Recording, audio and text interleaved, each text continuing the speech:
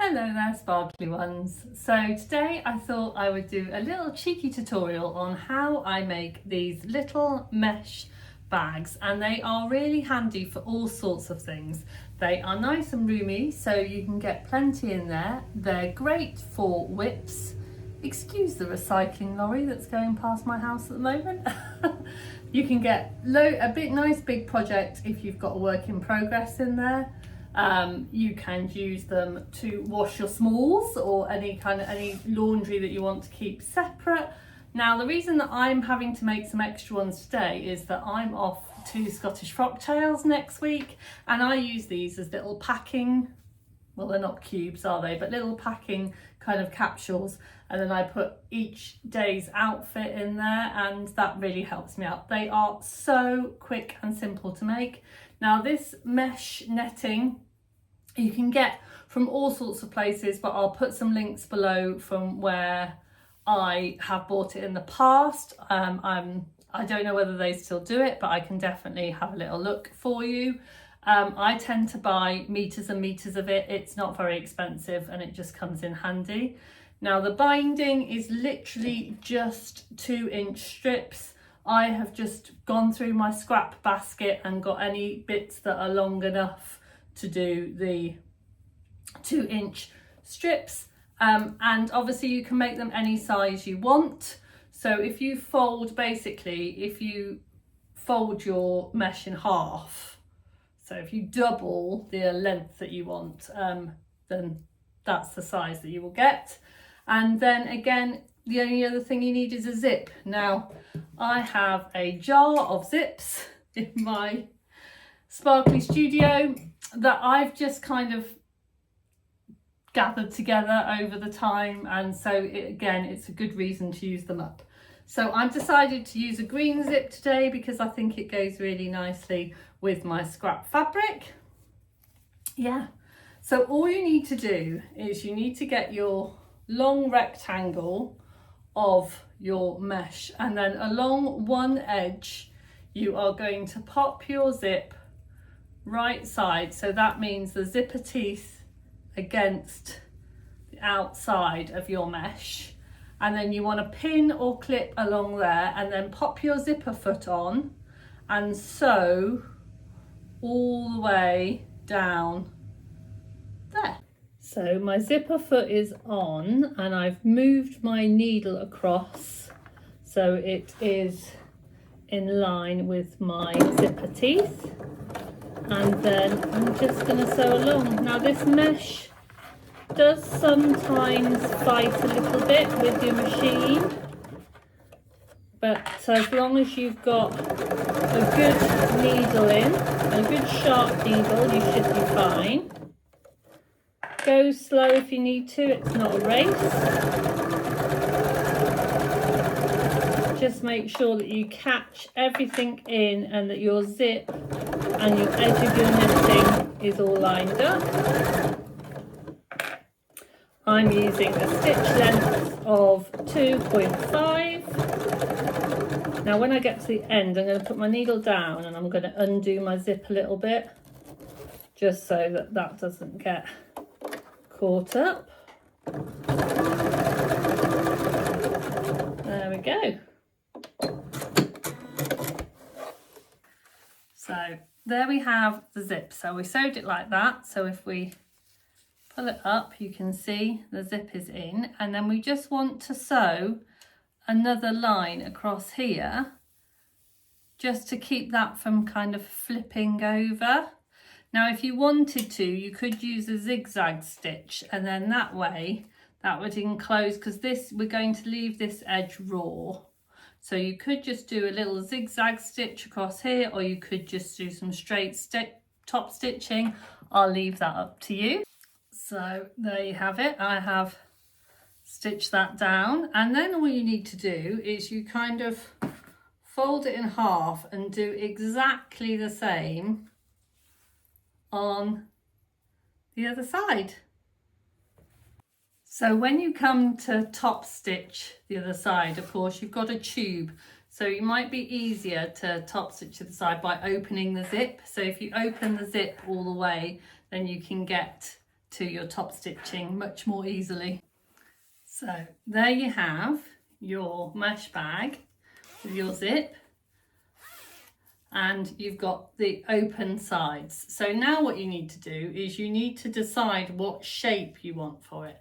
So as you can see on this one, I have the zip about 3 inches down from the top. So all you need to do that is literally drop it down and then just have as much room as the top. I'm gonna take this over to my cutting board so I can measure it to make sure it's straight, because if it is wonky, it will drive me mad. So I'm just gonna make sure it's straight, and then I will clip it. And then you just kind of sew down the edges, and then we'll pop the binding on.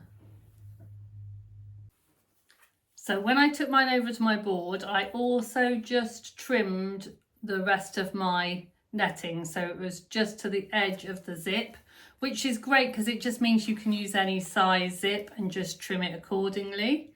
So there we have it, and I have just tacked these together. So now what we need is we need our 2-inch strips, and you need to fold them in half like so. And you need to remember to roll over the top and the other side. Now what I'm going to do is I'm just going to roll over one side, fold it in half, and then with the raw edges, so I'm going to put the raw edges to the raw edge of my bag, and the folded edge is going to be right on the edge of the bag. And then as I pin it down, when I get to the bottom, I'll just fold that end over. I might actually, that's a bit long, so I might cut off that, fold it over. But it just ensures, again, because this kind of thing is just for making any size you want. So we're going to pin that down there. We're going to sew along that edge. Now I tend to use about 1/4 inch seam allowance to sew all the way down there. I'm sewing on what I consider to be the right side of the bag, but it doesn't really matter because then when you fold it over, you're going to sew again. So just to show you how I do the binding, I'm going to pop it on there and pin or clip down the edge.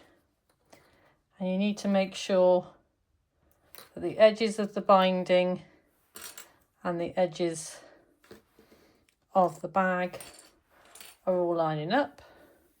Excuse my arm. Let's turn it around this way, see if you can see any better.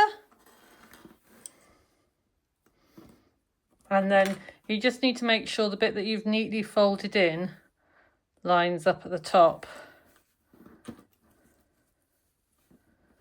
And then you'll want to fold up at the bottom. So I'm just going to take a smidge off, open out my binding. Oh, I've ironed this well, haven't I? Open out my binding, fold it up, make sure it's all tucked in nicely, and then clip it on. And then you need to do the both on the same on both sides. So if you do decide to put a label in, you can just pop it in at this stage when you clip in your binding, so you can just pop it so it goes over the edge of the zip end.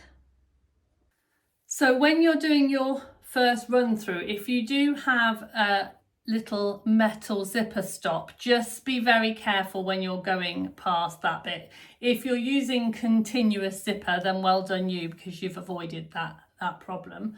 So then once we've folded it on once, we're going to kind of fold it out and then fold the seam allowance towards the binding and then fold it over like so, and then the seam allowance will go inside the binding, and then we're binding it all in neat and tidy. So we'll fold it all over. I'm going to clip it down and then sew. So again, just in case it wasn't clear, When you do your first run of your binding, you want to press this side in towards your binding and then fold it inside.